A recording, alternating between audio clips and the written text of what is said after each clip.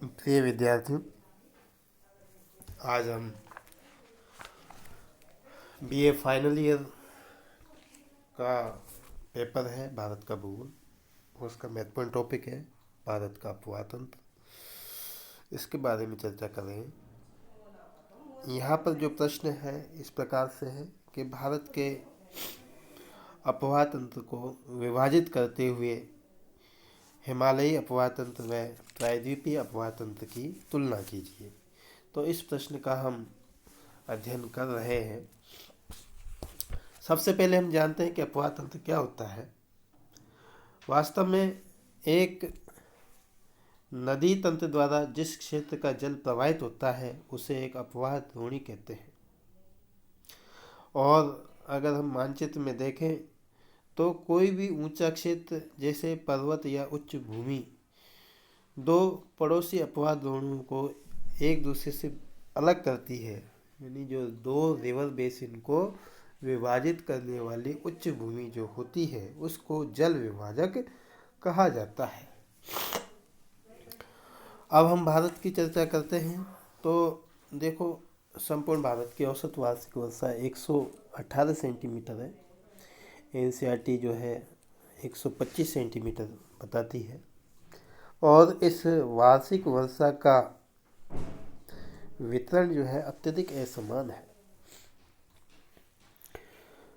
भारतीय प्रायद्वीप के उत्तर की ओर गमन के परिणामतः यूरेशियन प्लेट के संपर्क के साथ ही निर्मित हिमालयी उभार में हिमालय से उतरने वाली प्रारंभिक नदियों और प्रायद्वीपीय भारत में दक्षिण से उत्तर दिशा में प्रवाहित जलधाराओं द्वारा भारत के प्रारंभिक अपवाह तंत्र का निर्माण हुआ था।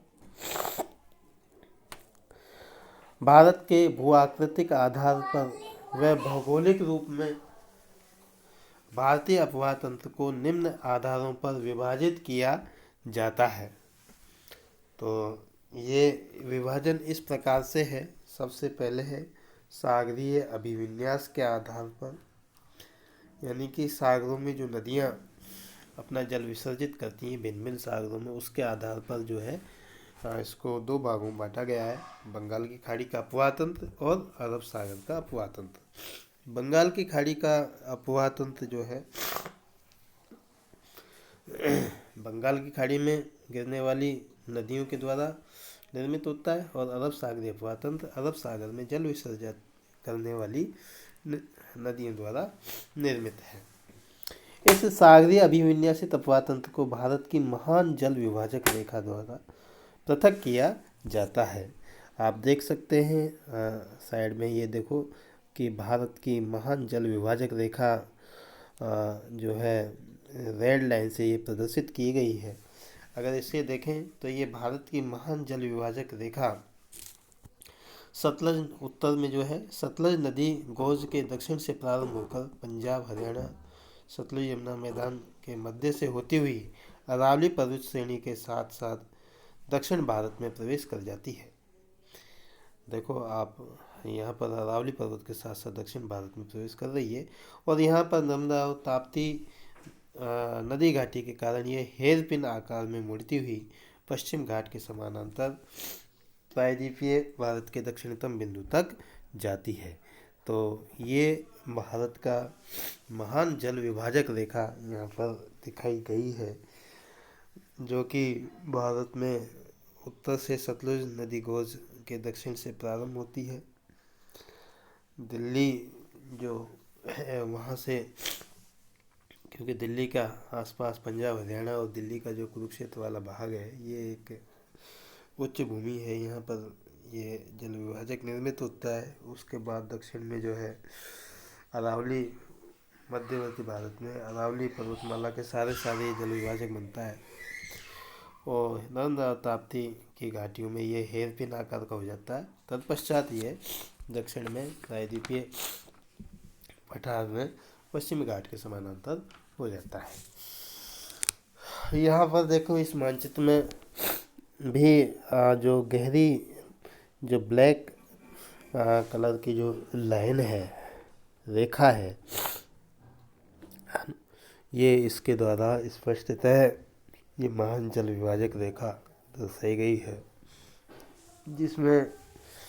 जिसके पूर्व की तरफ गिरने वाली प्रवाहित होने वाली जो नदियां हैं वो बंगाल की खाड़ी वाला अपवाह तंत्र निर्मित करती हैं। इसके पश्चिम की तरफ जो प्रवाहित होने वाली नदियां हैं, उत्तर में हम देख सकते हैं सिंधु नदी तंत्र है। तो ये जो नदियां हैं, इस तंत्र की नदियां हैं, वो अरब सागर में प्रवाहित अरब सागर के अपवाह तंत्र का निर्माण करती हैं। तो बंगाल की खाड़ी में देश का 77% अपवाह क्षेत्र का जल गिरता है, जबकि शेष 23% अपवाह क्षेत्र का जल अरब सागर में गिरता है। उत्पत्ति स्थान के आधार पर जो है इनको दो भागों में बांटते हैं, हिमालय की नदियाँ और प्रायद्वीपीय भारत की नदियाँ। हिमालयी अपवाह तंत्र, हिमालय की नदियाँ या हिमालयी अपवाह तंत्र, तथा प्रायद्वीपीय अपवाह तंत्र या प्रायद्वीपीय भारत की नदियाँ। इसी प्रकार अगला जो वर्गीकरण है वो प्रादेशिक विभाजन के आधार पर किया जाता है, जिसको सामान्यतः उत्तर भारत की नदियाँ और दक्षिण भारत की नदियों में विभाजित किया जाता है।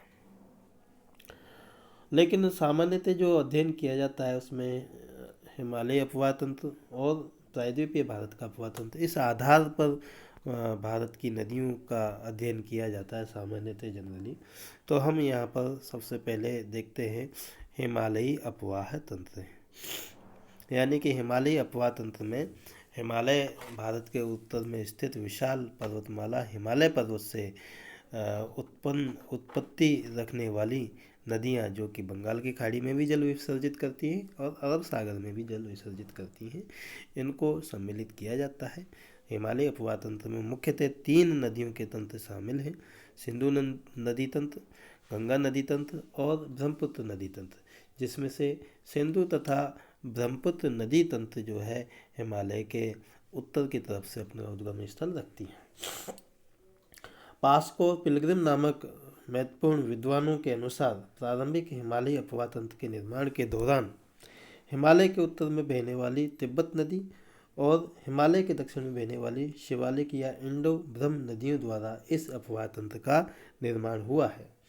हिमालय के निरंतर क्रमिक उत्थान के परिणामतः इन क्षेत्रों में उत्पन्न अपेक्षाकृत नई नदियों ने इन नदी घाटी, जो मूल नदी घाटी थी तिब्बत और शिवालिक नदी घाटी, तो उसके बाद जो नई नदी घाटी उत्पन्न हुई थी, उन्होंने इन पुरानी नदी घाटी तिब्बत और शिवालिक की नदी घाटियों को ग्रहण कर वर्तमान अपवाह तंत्र का निर्माण किया है।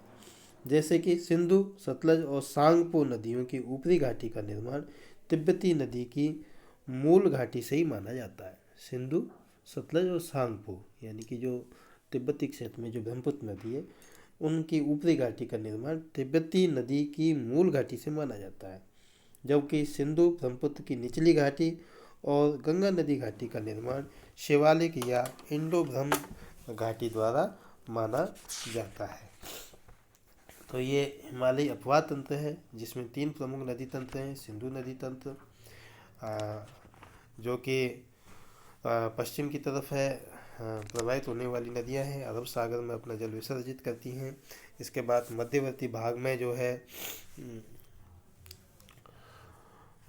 गंगा नदी तंत्र है, जो कि बंगाल की खाड़ी में जल विसर्जित करती हैं, एवं पूर्व की तरफ भारत के पूर्व एवं उत्तर पूर्व की तरफ ब्रह्मपुत्र नदी तंत्र है, जो कि बंगाल की खाड़ी में अपना जल विसर्जित करती है। तो ये हिमालयी अपवाह तंत्र का भाग हैं सभी।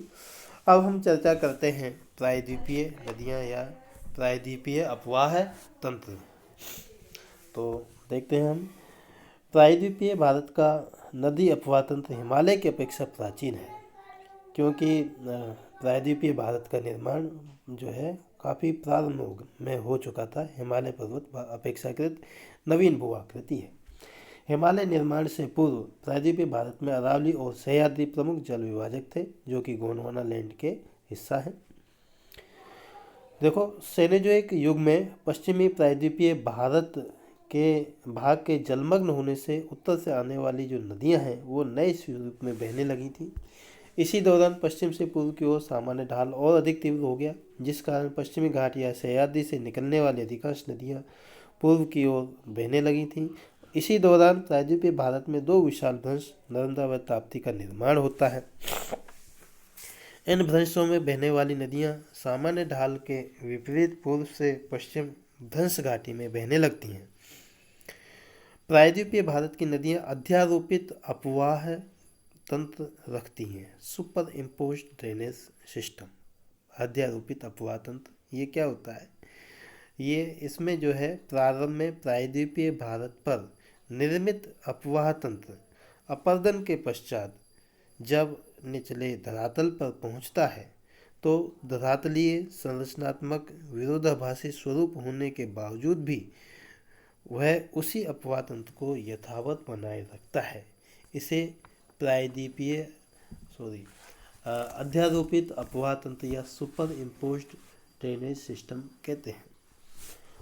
प्रायद्वीपीय भारत में ही अरावली पर्वतमाला के पश्चिमी व दक्षिणी भाग से उत्पन्न होने वाली तथा पश्चिम की ओर जल लेकर जाने वाली नदियां जो है धरातलीय संरचना और धरातलीय ढाल के अनुरूप विशेषताएं रखती हैं।